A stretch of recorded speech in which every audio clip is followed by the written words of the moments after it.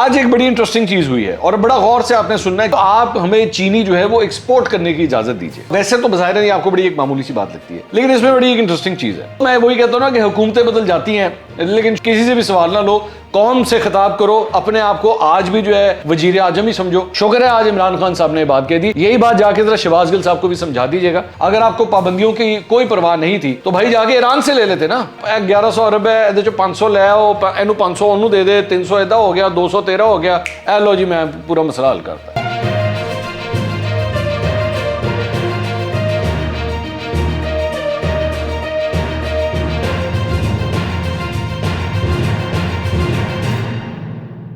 अस्सलाम वालेकुम नाज़रीन, मैं हूं मंसूर अली खान। अपने YouTube चैनल के ऊपर आपको खुश आमदीद कहूँगा। सबसे पहले आपसे दरख्वास्त के चैनल को सब्सक्राइब करना मत भूलिएगा और बेल आइकन ज़रूर प्रेस कीजिएगा। नाज़रीन, मेरे कप्तान इमरान खान साहब ने आज शायद मीडिया टॉक की है, पता नहीं शायद खिताब किया है या पता नहीं न्यूज़ कॉन्फ्रेंस की है। इन तीनों में से कोई एक चीज़ की है उन्होंने। मैं उस पर ज़रा तफसील से बात करूँगा और मैं आपको बताऊँगा भी ये कन्फ्यूजन क्यों है। ये जो मैंने आपको कहा ना, मीडिया टॉक है, कॉन्फ्रेंस है, खिताब है, मैं इस पर ज़रा बाद में आता हूँ कि ये कन्फ्यूजन क्यों है। इसके अलावा शेख रशीद साहब ने भी एक छक्का मारा है आज। उस छक्के को भी तफसील से ज़रा रीप्ले करके देखेंगे कि बैट किस तरह हिला और बॉल किधर गया। ये सारी चीज़ें तफसील से बैठ के बात करेंगे। लेकिन इसके अलावा कुछ खबरें कुछ और ज़रा डिस्कस कर लें।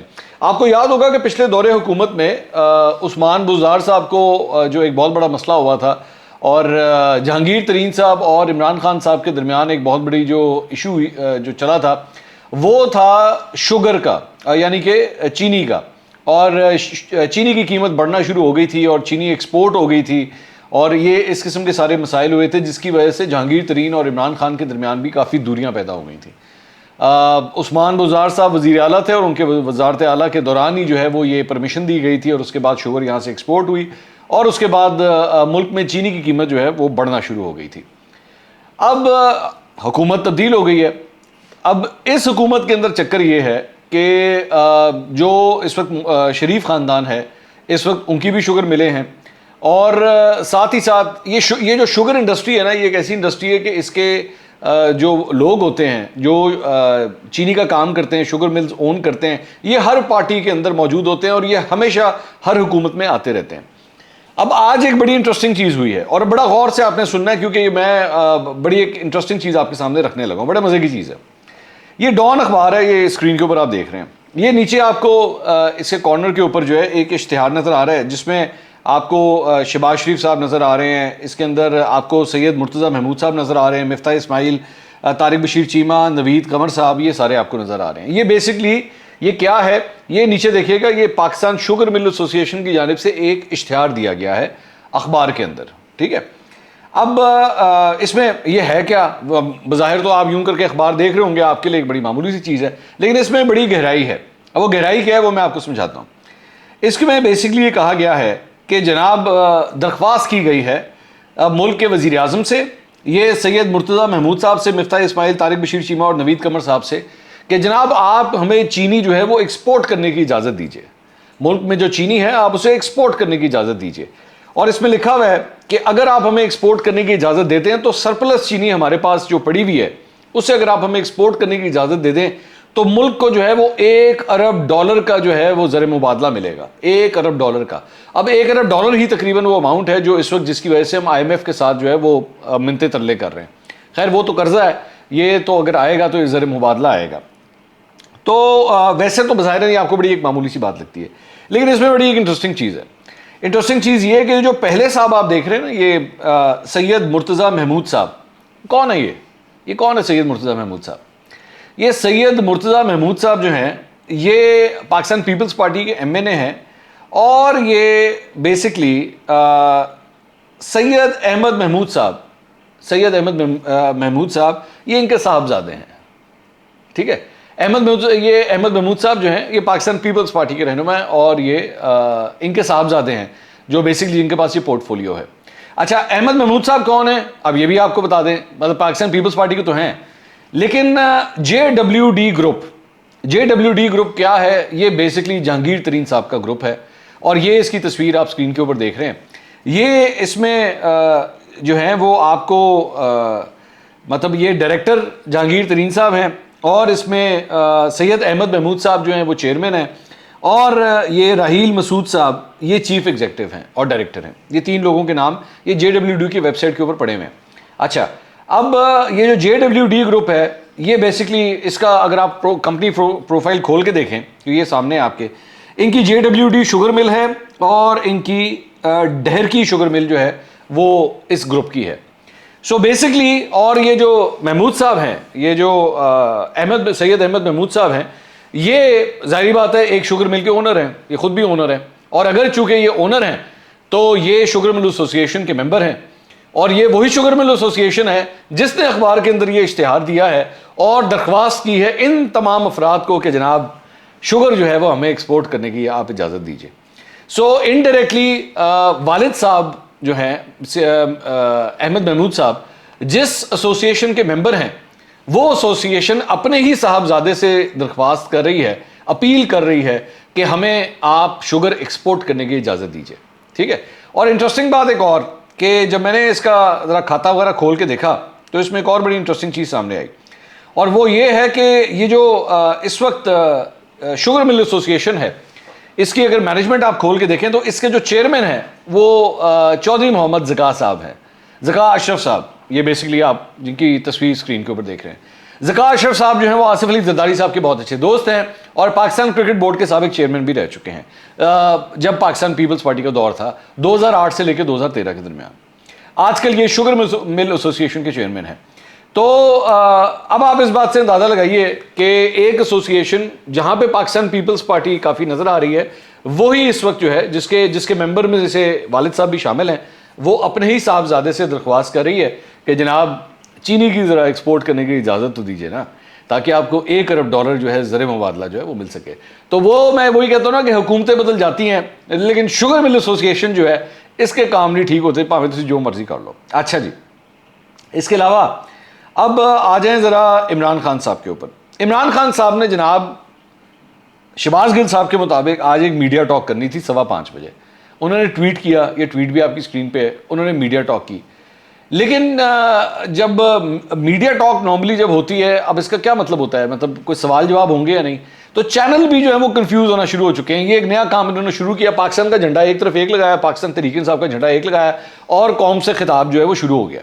ठीक है, तो ये अब आजकल नया काम स्टार्ट हो गया, कौम से खिताब होगा, प्रेस कॉन्फ्रेंस वगैरह कोई नहीं होंगी। भाई सवाल के जवाब नहीं हम देते, ये काम दुरुस्त नहीं है। एक तो जब हम अपने पसंदीदा चमचों को बुलाते हैं और उनसे सवाल करवाते हैं तो फिर पूरा मीडिया कहना शुरू हो जाता है कि भाई ये क्या अपने 5-6 अपने वो प्यारे प्यारे लौंडे लपाड़े ला के बुला दिए हैं, उन्हीं से आप सवाल जवाब लेते रहते हैं। तो बेहतर है कि किसी से भी ना लो सवाल, किसी से भी सवाल ना लो, कौम से खिताब करो। अपने आप को आज भी जो है वजीर आजम ही समझो कि मैं आज भी वजीर आजम हूँ, और उसके मुताबिक आप खिताब करें और खिताब करके जो है वो चले जाएं। खैर, बल्कि आप ये देखेंगे चैनल्स भी जो है बेचारे कंफ्यूज हो गए। ARY उसको न्यूज़ कॉन्फ्रेंस लिख रहा है, दुनिया न्यूज़ उसे खिताब लिख रहा है। ठीक है, तो एक ही चीज़ हो रही है, उनको समझ नहीं आ रही है हम लिखें क्या, इसको क्या चीज़ लिखें हम इसको। एनीवेज, अब जो अब उसके अंदर बातें की गई हैं ज़रा उसको भी ज़रा रिपीट कर लेते हैं, ज़रा देख लें उन्होंने क्या मतलब इंफॉर्मेशन और नॉलेज के कौन से मोती बिखेरे हैं, तो उसको हम इकट्ठा करने की कोशिश करते हैं ताकि इसमें हमारी जो है वो कोई बेहतरी हो सके। उन्होंने कहा जी एक वाज़ेह आलमी साजिश के ज़रिए हुकूमत आई, लोगों के ज़मीर खरीदे गए। पता नहीं ये कितनी दफ़ा मैं सुन चुका हूँ, मैं अगर मैं गिनना भी शुरू करूँ तो कागज़ मुक जाएगा, मुझे समझ नहीं आ रही है कितनी दफ़ा मैंने सुन चुका हूँ। ये बजाय इसके कि लोगों के हालात ठीक करें, 3.5 साल तक हम पर तनकीद करते रहे कि बहुत महंगाई हो गई, लेकिन इक़्तिदार में आने के बाद बजाय वो काम करने सिर्फ ये किया कि अपने ऊपर जो केसेस थे वो ख़त्म किए जाएँ। केसेस बाय द वे अभी भी चल रहे हैं, ख़त्म नहीं हुए हैं। ठीक है, लोगों को ये गुस्सा है कि आपने उनको तैयार किया कि महंगाई हो गई, लोग इसके लिए सड़कों पर आ गए कि वो जानना चाहते हैं कि क्या क़यामत आ गई थी जब से हमारी हुकूमत गई और उनकी हुकूमत आ गई, महंगाई आसमान पर क्यों पहुँच गई है। वो इमरान खान साहब उसमें एक बहुत बड़ा हाथ आपका अपना भी है, जब आपने 10-10 रुपये पेट्रोल और डीजल की कीमतें कम कर दी थी जबकि आपके पास पैसे नहीं थे, इसलिए आपको पता है इस बात का। आज बेरोज़गारी बढ़ती जा रही है, कौम अगर बाहर निकल रही है, मुजाहरे कर रही है, डंडा इस्तेमाल करने के बजाय जमहूरी हुकूमत लोगों को अपने मसाइल बताती है, लोगों के दुख और दर्द सुनती है। क्या हुआ कि एकदम लोड शेडिंग शुरू हो गई? आपको नहीं पता क्या हो गया कि लोड शेडिंग क्यों शुरू होगी? बिल्कुल नहीं पता, किसी ने भी नहीं बताया। हम आज़ाद साहब से पूछें लोड शेडिंग क्यों शुरू होगी, वो अच्छी तरह जानते हैं, वो आपको पूरी तरह समझाएंगे। क्या आपकी तैयारी नहीं थी? इनके दौर में 5 बड़े बिजली घर बने, वहाँ पर बिजली नहीं बन रही लेकिन हम पैसे दे रहे हैं। साहिवाल जैसी जगह पर उन्होंने कोयले से बिजली घर बनाया, कराची से कोयला वहाँ जाता है जिसने साहिवाल का प्लांट लगाया उसको जेल में डालना चाहिए। ठीक हो गया। बिजली आपके पास थी नहीं, ठीक है, तो आपको हर तरीके से बिजली चाहिए थी। तो अब चूंकि साहिवाल के अंदर बिजली बनना शुरू हो गई थी तो आपको वो भी पसंद नहीं है, ठीक है। लोग पूछ रहे हैं कि आप कह रहे हैं कि सारा कुछ इमरान खान ने किया है, 3.5 साल बाद, 3.5 साल हम IMF के प्रोग्राम में रहे, हम प्रेशर भी ले रहे थे। किधर से 3.5 साल आप IMF के पास रहे हैं, जरा गिन के तो मुझे बताएं। आपने तो असद उमर को पहले साल में फारिग सिर्फ इस वजह से किया था, वो 7-8-9 महीने के बाद, क्योंकि वो IMF में नहीं जा रहे थे। तो 3.5 साल तो पूरी आपकी हुकूमत रही है, उसमें से 9 महीने तो पहले आप ये निकाले ना। तो कहां से 3.5 साल आप IMF के प्रोग्राम में थे? अगर आप कुल मिला के इसको देख भी लें तो मेरे ख्याल में कोई 2.5 साल बनते होंगे, 2.5 साल, 2.25 साल बनते होंगे। उसको एवं ही आपने 3.5 साल बना दिए। और IMF का प्रोग्राम ही था जिसके ऊपर आप सिग्नेचर करके आए थे, जिसमें कुगी मार के आए थे आप नवंबर दिसंबर के अंदर कि जनाब पेट्रोल की कीमत 4-4 रुपए हमने हर महीने बढ़ानी है। ये आप साइन करके आए हुए थे, ठीक है।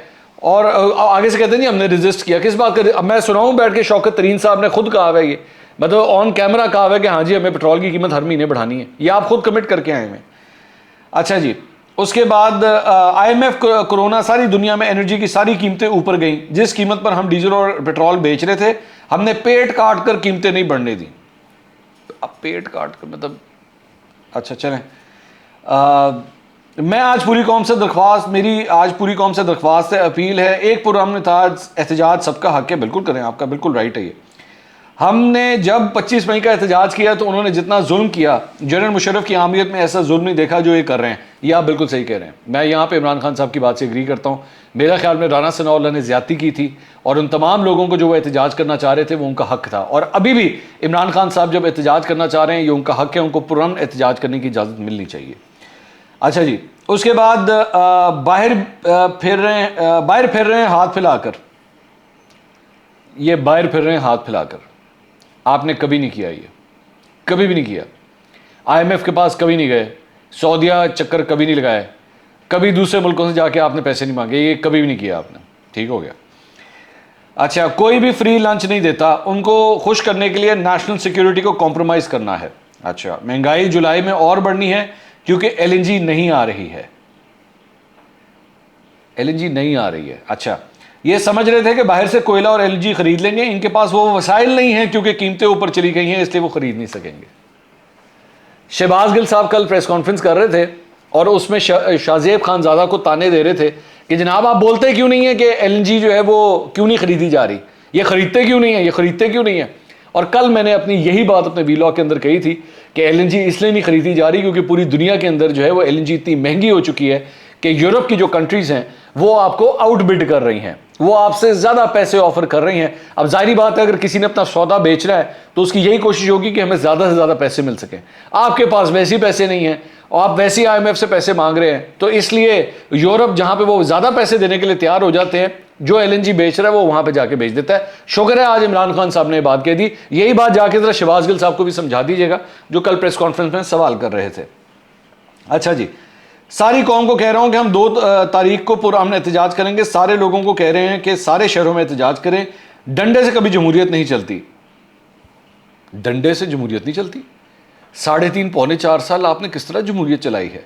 आपके साथ डंडा ना होता तो क्या जमहूरियत चलती? उस डंडे के सहारे तो आपकी हुकूमत चल रही थी। अब ये दूसरा डंडा है, ये वो वाला डंडा नहीं जो एक्चुअली पड़ता है, ये सिर्फ पकड़ के रखा जाता है। उसी के जरिए तो आपकी हुकूमत चल रही थी। उनको बताना पड़ेगा कि उन्होंने साजिश करके क्या किया। उन्होंने साजिश करके सबसे पहले सियासी बहरान पैदा किया। श्रीलंका में पहले मौशी बहरान आया, फिर सियासी बहरान आया।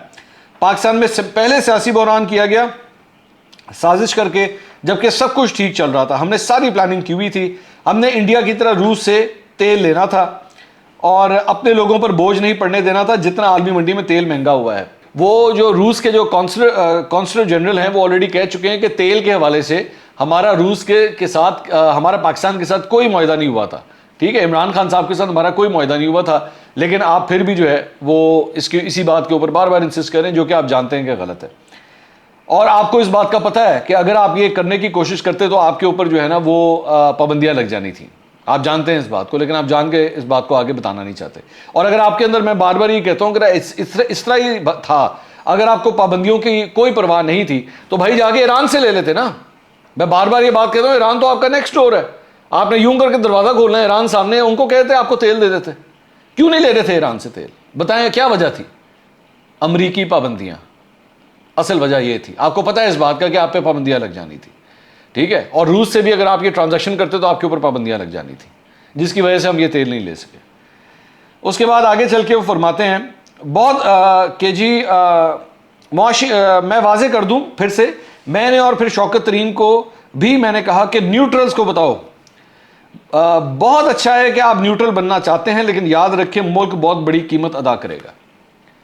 उन्होंने कहा कि मैंने न्यूट्रल्स को कहा कि बहुत अच्छा है आप न्यूट्रल बनना चाहते हैं, लेकिन मुल्क इसकी कीमत अदा करेगा। सो बेसिकली दो चार चीज़ें हैं।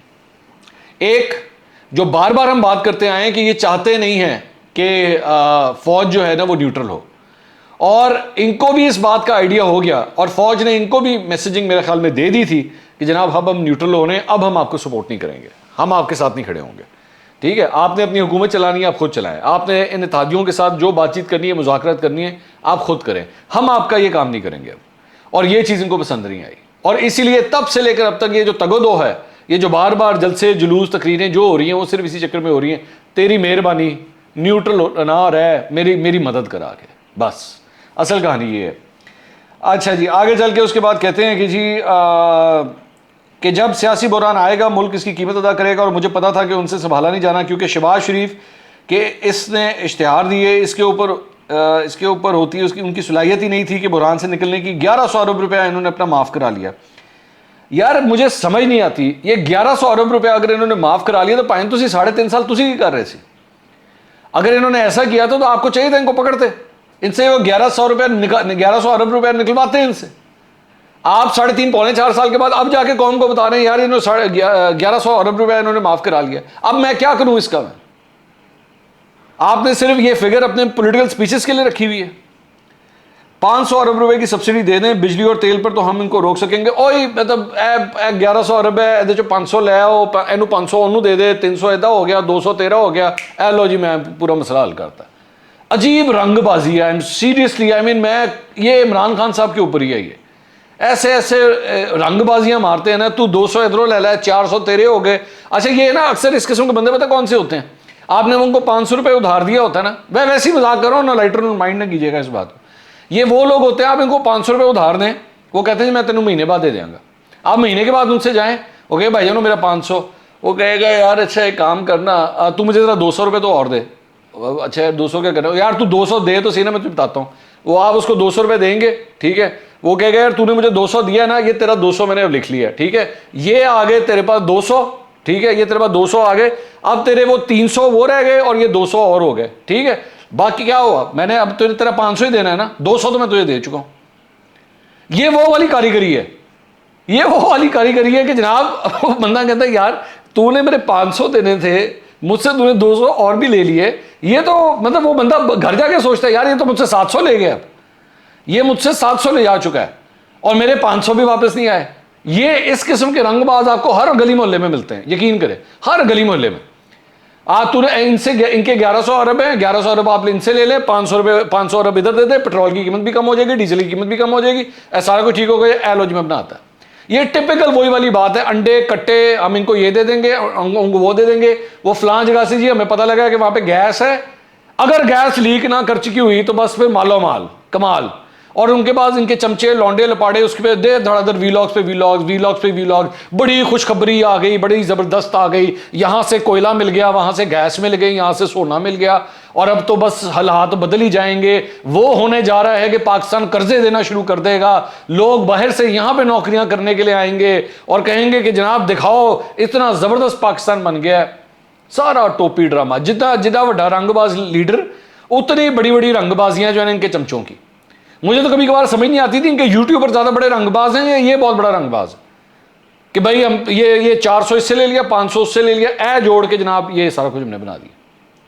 मैं ये नहीं कहता कि इमरान खान साहब ने कुछ अच्छे काम नहीं किए हैं, कुछ अच्छे काम भी किए हैं, ऐसा नहीं है कि नहीं किए, लेकिन ये जो रंगबाजियां बीच में डालते हैं ना कि 3.5 पौने 4 साल हुकूमत करने के बाद भी आज भी लोगों को यही लॉलीपॉप दे रहे हैं कि बस ये जो 1100 अरब है ना, ये किसी तरह मेरे पास वापस आ जाए ना, फिर आप देखिएगा यूं कर लूंगा फिर मैं।